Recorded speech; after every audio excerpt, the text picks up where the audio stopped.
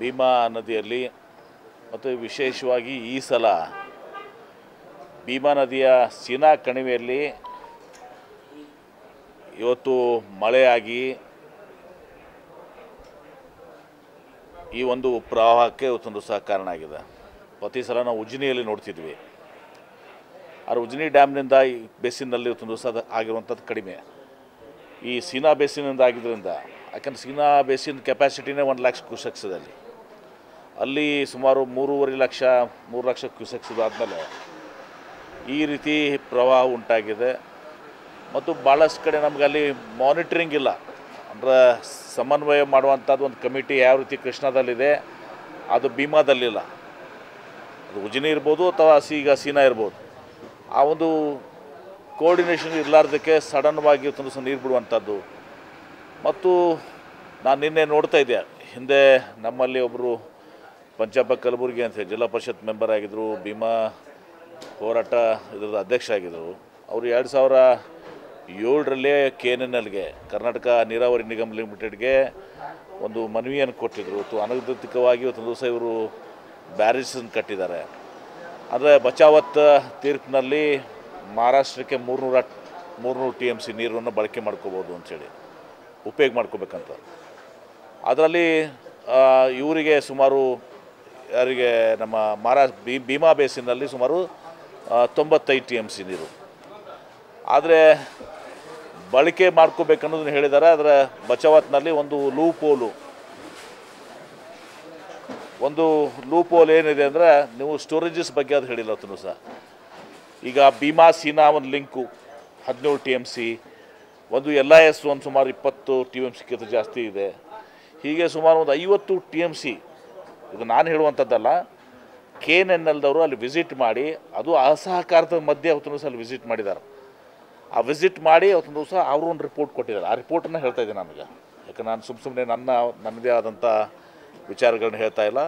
ಆ ರಿಪೋರ್ಟ್ನಲ್ಲಿ ಹೇಳ್ತದೆ ಅಧಿಕೃತ ಡ್ಯಾಮ್ಸ್ ಏನಿದ್ದಾವೆ ಅನಧಿಕೃತವಾಗಿ ಇವತ್ತೊಂದು ದಿವಸ ಏನು ಮಾಡ್ಕೊಂಡಿದೆ ಅಂಥೇಳಿ. ಅಲ್ಲಿ ಆ ಸ್ಟೋರೇಜ್ ಮಾಡ್ಕೊಂಡು ಇವತ್ತೊಂದು ದಿವಸ ಇವರು ಸಡನ್ನಾಗಿ ಇವತ್ತೊಂದು ದಿವಸ ನೀರು ಬಿಡೋದ್ರಿಂದ ಈ ಫ್ಲಡ್ಸ್ ಕೂಡ ಆಗಲಿಕ್ಕೆ ಕಾರಣ ಆಗ್ತದೆ. ಅದರ ಪ್ರಮುಖವಾಗಿ ಮಳೆ ಆಗಿದೆ. ಸೀನಾ ಬೇಸಿನಲ್ಲಿ ಅಷ್ಟು ಹಿಡಿಯುವಂಥದ್ದು ಪ್ರಕೃತಿ ಮುಂದೆ ನಾವು ಯಾರೂ ದೊಡ್ಡವರಲ್ಲ. ಈ ಎಲ್ಲ ಕಾರಣಗಳಿದ್ದಾವೆ. ಇದರಿಂದ ಬರೋದ್ರಿಂದ ಹಳ್ಳಿಗಳು ಮುಳುಗಡೆ ಆಗಿದ್ದಾವೆ. ಇವತ್ತು ಅಪಾರ ಬೆಳೆಗಳ ನಾಶ ಆಗಿದೆ. ನಮ್ಮ ನಿನ್ನೆ ಬರೀ ಲೈನ್ ಎಸ್ಟಿಮೇಟ್ಸೇ ಬಿಜಾಪುರದಲ್ಲಿ ಸುಮಾರು 1.5 ಲಕ್ಷ ಹೆಕ್ಟೇರ್ಸ್ ಲೈನ್ ಎಸ್ಟಿಮೇಟ್ಸ್. ಅಂದರೆ ಅಲ್ಲಿ ಮಳೆ ಭೀಮಾ ಫ್ಲಡ್ಸ್ ಬಿಟ್ಟು ಈ ಕಡೆ ಮಳೆನೂ ಕೂಡ ಆಗಿದ್ದಾವೆ. ಭೀಮಾ ನದಿ ಭಾಗನೂ ಕೂಡ ಆಯಿತು. ಉಳಿದು 1.5 ಲಕ್ಷ ಹೆಕ್ಟೇರಷ್ಟು ಇವತ್ತು ಸಹ ಅಲ್ಲಿ ತೊಗರಿ, ಆಮೇಲೆ ನಮ್ಮ ವಿಶೇಷವಾಗಿ ಸಲ ಹತ್ತಿ ಬೆಳೆದಿದ್ರು. ಆ ಸಲ ಹತ್ತಿಗೆ ಸ್ವಲ್ಪ ಒಳ್ಳೆ ಬೆಲೆ ಬಂದಿತ್ತು, ತೊಗರಿಗೆ ಇದು ಆಗಿತ್ತು ಅಂತೇಳಿ ಸಲ ಹತ್ತಿ ಬೆಳೆದಿದ್ರು. ಹತ್ತಿ ಇವತ್ತು ಸಂಪೂರ್ಣವಾಗಿ ಕರಗಾಗಿ ಹೋಗಿದೆ, 100% ಲಾಸ್ ಆಗಿದೆ. ಹತ್ತಿ, ತೊಗರಿ, ಆಮೇಲೆ ಊದು, ಆಮೇಲೆ ಕಬ್ಬು ಭಾಗಶಃ ನುಕ್ಸಾನ ಆಗಿದೆ. ಯಾಕಂದರೆ ಈ ಸಿಂದಗಿ ತಾಲೂಕಿನಲ್ಲಿ ವಿಶೇಷವಾಗಿ ಗಾಳಿ ಬಿಟ್ಟರಿಂದ ಆ ಕಬ್ಬೆಲ್ಲ ಇದಾಗಿದೆ. ಇದೆಲ್ಲಕ್ಕಿಂತ ಮುಂದಿನ ನಮ್ಮ ಹಿಂಗಾರಿಯಲ್ಲಿ ಕೂಡ ಈ ಭೂಮಿ ತಯಾರು ಮಾಡ್ಕೊಳ್ಳೋಕ್ಕೂ ಕೂಡ ಆಗೋದಲ್ಲ, ಯಾಕೆ ನೀರು ನಿಂತ್ಕೊಂಡ್ಬಿಟ್ಟಿದ್ದಾವೆ ಅಲ್ಲೆಲ್ಲ. ಸೊ ಆ ಬೆಳೆನೂ ಕೂಡ ಇವತ್ತು ಸಹ ರೈತರಿಗೆ ಭಾಳ ಕಷ್ಟ ಸಾಧ್ಯ ಇದೆ. ಇದೆಲ್ಲವನ್ನು ಮತ್ತು ರಸ್ತೆಗಳು ಹಾಳಾಗಿದ್ದಾವೆ ಮತ್ತು ಮನೆಗಳು ಈ ಎಲ್ಲನೂ ಕೂಡ ಕೆಲವೊಂದು ಕಡೆ ವಿಲೇಜಸ್ ಶಿಫ್ಟಿಂಗು ಕೂಡ ಕೇಳ್ತಾ ಇದ್ದಾರೆ. ನಾನು ಡಿಟೇಲ್ ಆಗಿ ಎಲ್ಲನೂ ಕೂಡ ಅದನ್ನು ಇದು ಮಾಡಿ ನಿನ್ನೆ ವಿಜಯಪುರದಲ್ಲಿ ಕೂಡ ಒಂದು ಪ್ರೆಸ್ ಕಾನ್ಫರೆನ್ಸನ್ನು ಮಾಡಿ ಮತ್ತು ಸಮೀಕ್ಷೆಯನ್ನು ಮಾಡಿ ನಾನು ಜಿಲ್ಲಾಧಿಕಾರಿಗಳು, ಸಿಂದಗಿ ಶಾಸಕರು, ನಮ್ಮ ಅಶೋಕ್ ಮನಗುಳಿ ಅವರು, ಇಂಡಿ ಶಾಸಕರಾದಂಥ ನಮ್ಮ ಯಶವಂತರಾವ್ ಪಾಟೀಲರು ಎಲ್ಲರೂ ಕೂಡ ಮಾಡಿದ್ವಿ. ಮತ್ತು ಈ ಸಲ ವಿಜಯಪುರ ನಮ್ಮ ಜಿಲ್ಲೆ ಹೇಳಬೇಕಂದ್ರೆ ಇಡೀ ರಾಜ್ಯದಲ್ಲಿ ಹೈಯೆಸ್ಟ್ ಮಳೆ ಆಗಿದ್ದು ನಮ್ಮ ವಿಜಯಪುರ ಜಿಲ್ಲೆಯಲ್ಲಿ. ಇಡೀ ರಾಜ್ಯದಲ್ಲಿ ಫಸ್ಟು 60% ಜಾಸ್ತಿ ಮಳೆ ಆಗಿದೆ, 60%. Second highest Bagalkot 28%. ಈಗ ಅದನ್ನು ಕೂಡ ಜಾಸ್ತಿ ಆಗಿದೆ ಮತ್ತು ನಮ್ಮದೂ ಕೂಡ ಜಾಸ್ತಿ ಆಗಿದೆ. ಈಗ ಇಲ್ಲಿ ಅಲ್ಲದೆ ಹೈಯೆಸ್ಟು ಇಡೀ ರಾಜ್ಯದಲ್ಲಿ ನಾನು ಸ್ಟ್ಯಾಟಿಸ್ಟಿಕ್ಸ್ ನಿಮ್ಮ ಇದು KSMDC ಸ್ಟ್ಯಾಟಿಸ್ಟಿಕ್ಸ್ ಇರ್ತದಲ್ಲ, ಹೈಯೆಸ್ಟ್ ಇರೋದು ಅಂದರೆ ಕಮ್ಯುಲೇಟಿವ್ ಒಂದು ದಿವಸಿಗೆ ಒಮ್ಮೆ ಆಗ್ತದೆ, ಹಂಗಲ್ಲ. ಟೋಟಲ್ ಈ ಫುಲ್ ಸೀಸನ್ನಲ್ಲೇ ಆಗಿರುವಂಥದ್ದು. ಗುಲ್ಬರ್ಗಾನ ತೊಗೊಳ್ರಿ, ಬೀದರ್ ತೊಗೊಳ್ರಿ, ಭೀಮಾ ನದಿಯಲ್ಲಿ ಇವತ್ತು ದಿವಸ ಭಾಳ ವ್ಯಾಪಕವಾಗಿ ನಮಗಿಂತ ಜಾಸ್ತಿ ಆಗಿದೆ. ನಮ್ಮಲ್ಲಿ ವಿಶೇಷವಾಗಿ ಒಂದು 3-4 ಹಳ್ಳಿಗೆ 2-3 ಹಳ್ಳಿಗೆ ಇವತ್ತು ದಿವಸ ಇಫೆಕ್ಟ್ ಆಗಿರಬೇಕು. ಸಿಂದಗಿ ತಾಲೂಕಿನಲ್ಲಿ ಮತ್ತು ಇಂಡಿ ತಾಲೂಕಿನಲ್ಲಿ ಭೀಮಾ ಫ್ಲಡ್ನಲ್ಲಿ. ಆದರೆ ನಮಗಿಂತ ಜಾಸ್ತಿ ಇವತ್ತು ದಿವಸ ಆಗಿದೆ. ಶೋಲಾಪುರಗೂ ಆಗಿಲ್ಲ ಅಂತಿಲ್ಲ, ಅಲ್ಲಿ ಮಹಾರಾಷ್ಟ್ರದಲ್ಲೂ ಆಗಿದೆ, ಅವ್ರಿಗೂ ಕೂಡ ಪೆಟ್ಟು ಬಿದ್ದಿದೆ. ಇದಕ್ಕೆ ಯಾವ ರೀತಿ ಮುಂದೆ ನಾವು ಕ್ರಮಗಳನ್ನು ಕೈಗೊಳ್ಬೋದು. ಮುಂದೆ ಇದು ಆಗಲಾರ್ದಂಗೆ ಮಾಡಬೇಕಾಗಿದ್ದು ಕೂಡ ಕರ್ತವ್ಯ. ಯಾಕಂದರೆ ಭೀಮಾದಲ್ಲಿ ನಾವು ನೋಡ್ತೀವಿ ಡೆಫಿಸಿಟ್ ಬೇಸಿನ್ ಅಂತೀವಿ ನಾವು. ಯಾಕಂದ್ರೆ ನಾನು ನೀರಾವರಿ ಸಚಿವನಾಗಿ ಕೆಲಸ ಮಾಡಿದ್ದೀನಲ್ಲ, ಅನೇಕ ಯೋಜನೆಗಳು ಮಲ್ಟಿ ವಿಲೇಜ್ ಸ್ಕೀಮ್ಸು, ಕುಡಿ ನೀರಿನ ಯೋಜನೆಗಳು, ಕೆರೆ ತುಂಬು ಯೋಜನೆಗಳು, ಅವು 4 ವರ್ಷದಲ್ಲಿ 2 ವರ್ಷ ನೀರು ಬರೋದಲ್ಲ, 1 ವರ್ಷ ರೀತಿ ಪ್ರವಾಹ ಬರ್ತದೆ, 1 ವರ್ಷ ನಾರ್ಮಲ್ ಇರ್ತದೆ. 4 ವರ್ಷದಾಗ 2 ವರ್ಷ ನೀರು ಇರೋದಲ್ಲ, 1 ವರ್ಷ ಈ ರೀತಿ ಪ್ರವಾಹ ಬರ್ತದೆ, 1 ವರ್ಷ ನಾರ್ಮಲ್ ಇರ್ತದೆ. ಅಂದರೆ ಆ ಯೋಜನೆ ಮಾಡಿದಾಗ ನಮಗಾಗುವಂಥ ಲಾಭ ಕೇವಲ 1 ವರ್ಷಕ್ಕೆ, 4 ವರ್ಷದಲ್ಲಿ ಇದನ್ನು ಕೂಡ ನಾವು ನೋಡಿದ್ದೀವಿ. ಸೊ ಹೀಗಾಗಿ ಅದನ್ನು ಸಮಗ್ರವಾಗಿ ನಾವು ಚಿಂತನೆ ಮಾಡಬೇಕಾಗಿದೆ. ಸುಮ್ಮನೆ ನಾನು ಒಂದೇನೋ ಹೇಳಿಕೆ ಕೊಟ್ಟು ಹೋಗುವಂಥದ್ದಲ್ಲ, ಎಲ್ಲರೂ ಕೂಡ ಅರ್ಥೈಸ್ಕೊಂಡಿದ್ದೀವಿ. ಈಗ ಮುಖ್ಯಮಂತ್ರಿಗಳು ಬರ್ತಾ ಇದ್ದಾರೆ, ಶರಣ್ ಪ್ರಕಾಶ್ ಪಾಟೀಲರು ಮತ್ತು ಪ್ರಿಯಾಂಕ್ ಖರ್ಗೆ ಅವರು ನಿನ್ನೆನೂ ಕೂಡ ಮಾತಾಡಿದರು.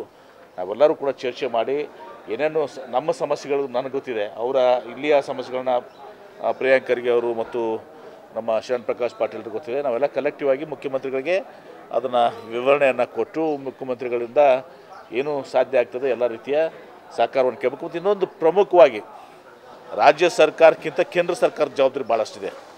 ಆ ಕೇಂದ್ರ ಸರ್ಕಾರ ಮೇಲೆ ಹಾಕ್ತೀನಿ ಅಂತ ಹೇಳಲ್ಲ. ನಾವು ನೋಡಿ NDRF ನಾಮ್ಸ್ನಲ್ಲಿ ಏನು ಕ್ರಾಪ್ ಲಾಸಿಗೆ ಏನು ಪರಿಹಾರ ಸಿಗ್ತದೆ, 2 ಹೆಕ್ಟರ್ಗೆ ಸುಮಾರು 1 ಹೆಕ್ಟರ್ಗೆ ಸುಮಾರು 8,500 ರೂಪಾಯಿ, 2 ಹೆಕ್ಟರ್ ಅಂದ್ರೆ 17,000 ರೂಪಾಯಿ. 17,000 ರೂಪಾಯಿ ಇವತ್ತಿನ ದಿವಸ ನೀವು ಹತ್ತಿ ತೊಗೊಳ್ರಿ, ಅವ್ರ ಖರ್ಚಾಗಿದೆ 30-35 ಸಾವಿರ ಆಗಿರ್ತದೆ. ಅವ್ರ ಬೀಜ, ಗೊಬ್ಬರ, ನಾಟಿ ಮಾಡೋದು ಎಲ್ಲದಕ್ಕೂ ಕೂಡ ಅವತ್ತು ಸಹ ಕೂಲಿ ಎಲ್ಲ ಕುಡ್ಕೊಂಡು ಅವತ್ತು ಸಹ ಎದಕ್ಕೂ ಅದು ಸಾಲೋದಿಲ್ಲ. ಮತ್ತು 2 ಹೆಕ್ಟರ್ಗೆ ಲಿಮಿಟೆಡ್ ಇದೆ. ಅದು 2 ಹೆಕ್ಟರ್ನ 5 ಎಕರೆ ಅಷ್ಟಕ್ಕೆ ನಿಂತುಬಿಡ್ತದೆ. ಇದೆಲ್ಲ ಸಮಸ್ಯೆಗಳು ನಮ್ಮದಿದ್ದಾವೆ. ನಾವು ಮುಖ್ಯಮಂತ್ರಿ ಒಂದು ಪ್ರವಾಹಕ್ಕೆ ಇವತ್ತೊಂದು ಸಹ ಕಾರಣ ಆಗಿದೆ.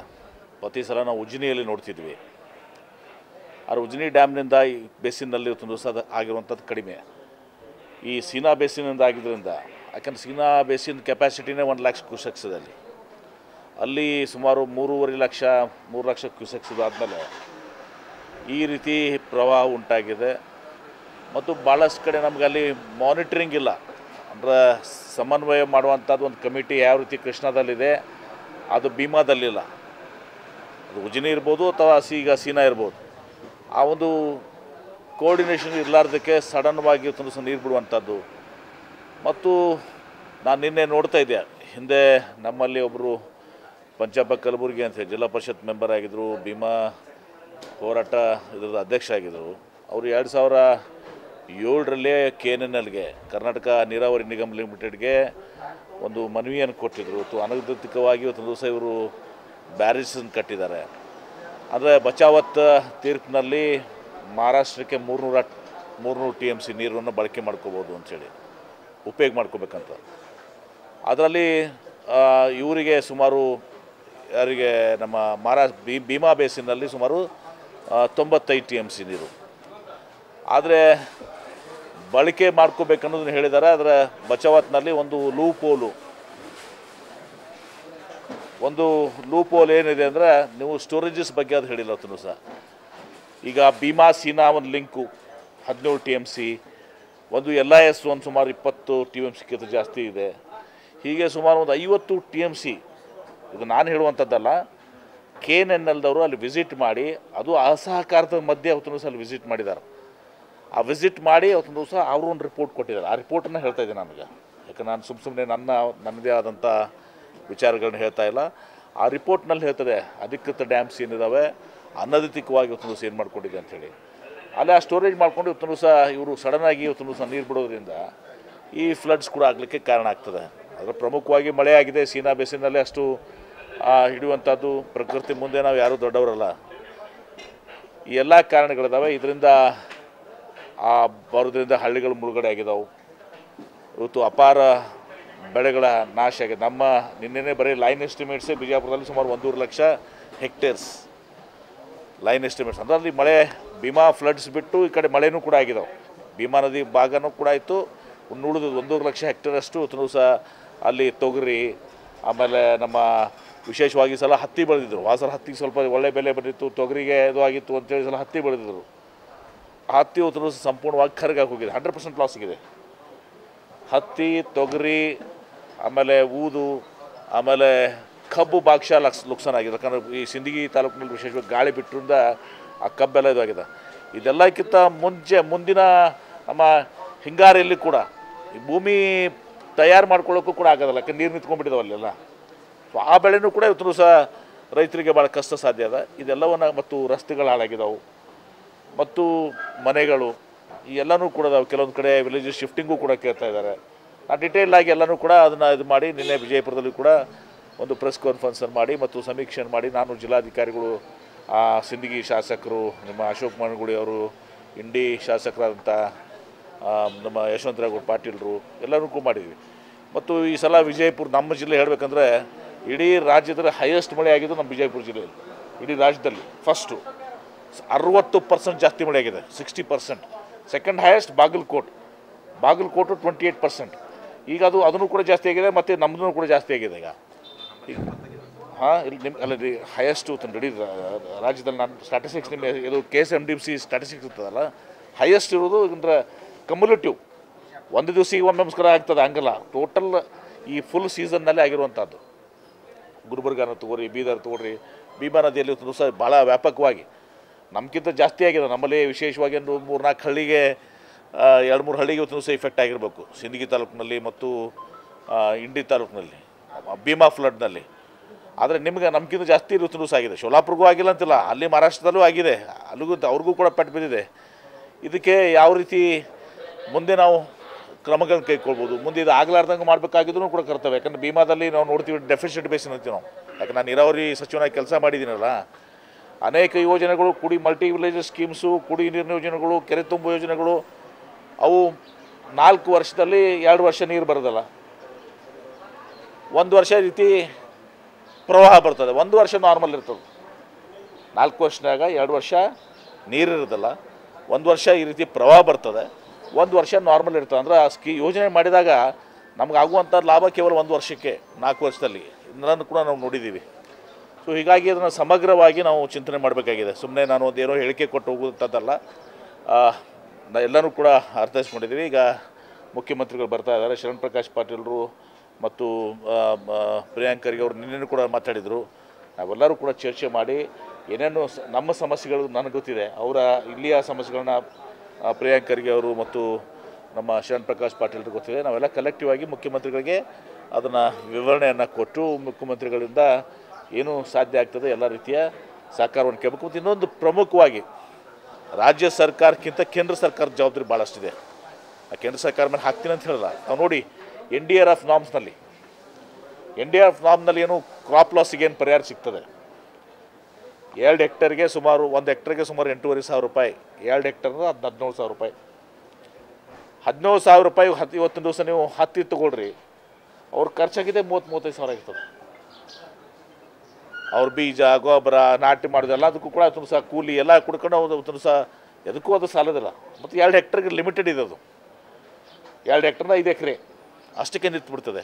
ಇದೆಲ್ಲ ಸಮಸ್ಯೆಗಳು ನಮ್ಮದಿದ್ದಾವೆ. ನಾವು ಮುಖ್ಯಮಂತ್ರಿಗಳಿಗೆ 3 ಮಂದಿ ಜನ ಚರ್ಚೆ ಮಾಡ್ತೀವಿ. ಅದಕ್ಕೆ ನಾನು ಬೇಗ ಬಂದಿದ್ದೀನಿ, 1 ಗಂಟೆ. 3 ಮಂದಿ ಚರ್ಚೆ ಮಾಡಿ ಸಾಮೂಹಿಕವಾಗಿ ಇವತ್ತು ದಿವಸ ಆ ಮುಖ್ಯಮಂತ್ರಿಗಳಿಗೆ ಮನವೊಲಿಸಿ ಮತ್ತು ಕೇಂದ್ರ ಸರ್ಕಾರಕ್ಕೂ ಕೂಡ ಮನವಿಯನ್ನು ಸಲ್ಲಿಸಿ ಕೇಂದ್ರ ಸರ್ಕಾರದ ಸಹಾಯವನ್ನು ಕೂಡ ಪಡ್ಕೊಳ್ಳುವಂಥ ಪ್ರಯತ್ನ ಮಾಡ್ತೀವಿ.